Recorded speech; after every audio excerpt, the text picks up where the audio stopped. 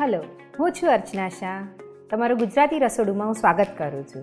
આજે આપણે બનાવીશું મોહનથાળ. તો આપણે સૌથી પ્રથમ એના ઇન્ગ્રીડિયન્ટ્સ જોઈ લઈએ. 2 કપ બેસન લીધું છે, 1/4 કપ ખાંડ લીધી છે, 1 કપ ઘી લીધું છે, બીજું 4 ટેબલસ્પૂન ઘી લીધું છે આપણે એને ધાપું દેવા માટે. કેસરના તાંતણા લીધા છે, ઇલાયચી પાવડર લીધો છે, બદામની કતરણ છે ઉપરથી ગાર્નિશ કરવા માટે, અને દૂધ લીધું છે આપણે એનાથી ધાપું દઈશું એના માટે અને ચાસણીમાં ઉમેરવા માટે.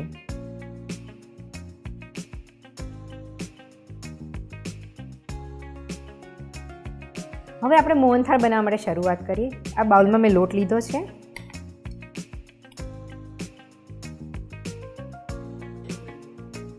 બે કપ બેસન છે.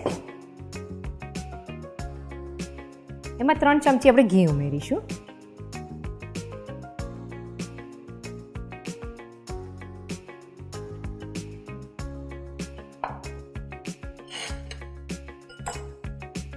એમાં 6 ચમચી આપણે દૂધ ઉમેરીશું.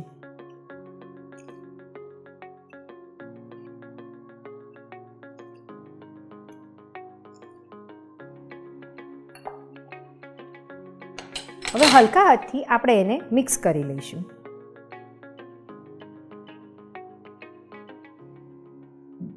એને આ રીતે દબાવી દઈશું.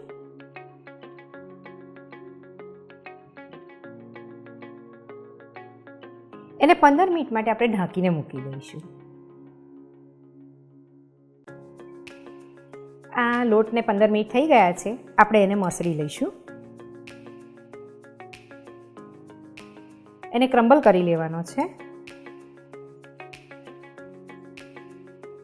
આ રીતનો લોટ તૈયાર થઈ જશે. હવે આપણે એને ચાળી લઈએ.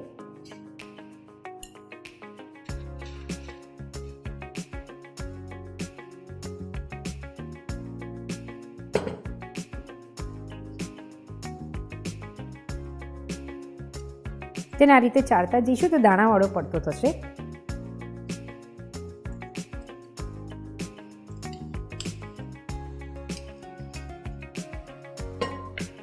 લોટ તૈયાર થઈ ગયો છે. એ દાણાદાર લોટ થઈ જશે આ રીતનો. હવે આપણે એને ઘી મૂકીને શેકી લઈશું.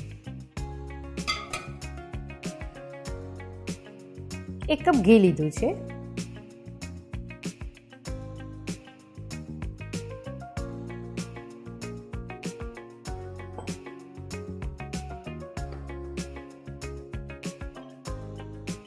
ઘી ઓગળી જાય એટલે એમાં આપણે લોટ ઉમેરીશું અને એને શેકીશું. ઘી ઓગળી ગયું છે. એમાં લોટ ઉમેરી દઈએ.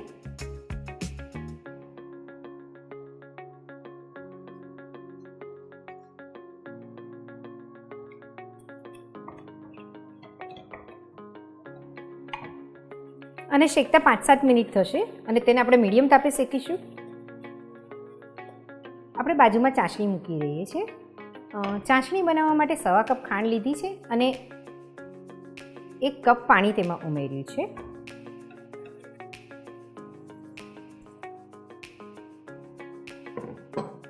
એને ઉકળવા દઈએ.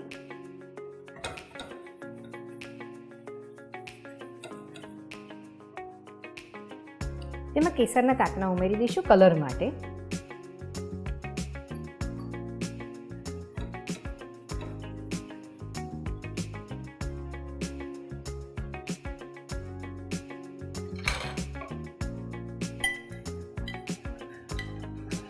તેને વચ્ચે હલાવી દઈશું એટલે ખાંડ ઓગળી જાય.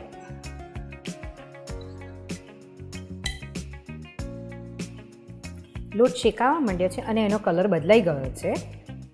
સહેજ લાલાશ પડતો થાય એટલે આપણે ગેસ બંધ કરી દઈશું. ચાસણી ઉકળી ગઈ છે. આપણે 1/2 તારની ચાસણી કરવાની છે.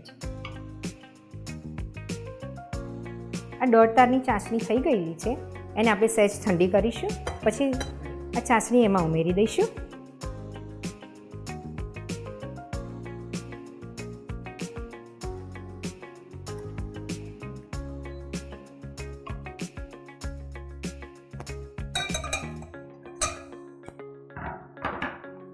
તેમાં ઇલાયચી પાવડર ઉમેરીશું.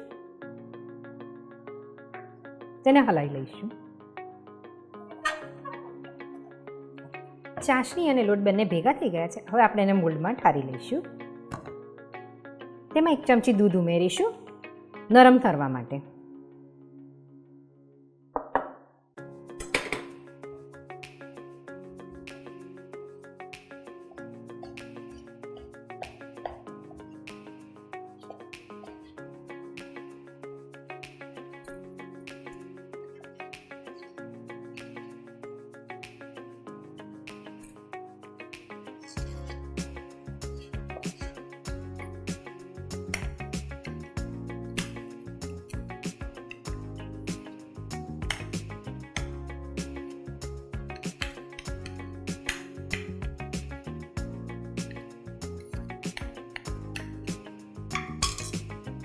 તેને બદામની કતરણથી ગાર્નિશ કરીશું.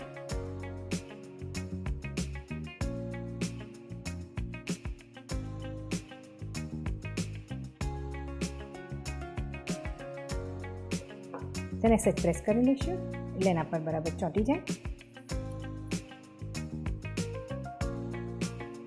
તો તૈયાર છે આપણો મોહનથાળ. એ ઠંડો થાય એટલે એને આપણે ચોસલા પાડીને સર્વ કરીશું. મોહનથાળ આપણો અનમોલ્ડ ઠંડો થઈ ગયો છે. એને મેં અનમોલ્ડ કરી લીધો છે.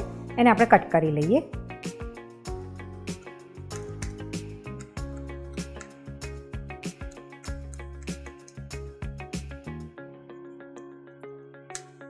તેને આપણે પ્લેટમાં સર્વ કરી લઈએ.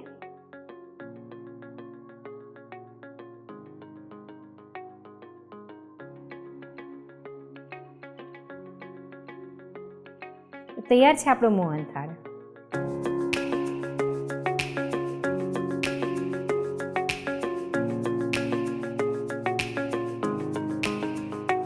તમને આ વિડીયો કેવો લાગ્યો એ કમેન્ટ બોક્સમાં ચોક્કસથી જણાવશો અને આ વિડીયોને લાઈક અને શેર ચોક્કસથી કરજો.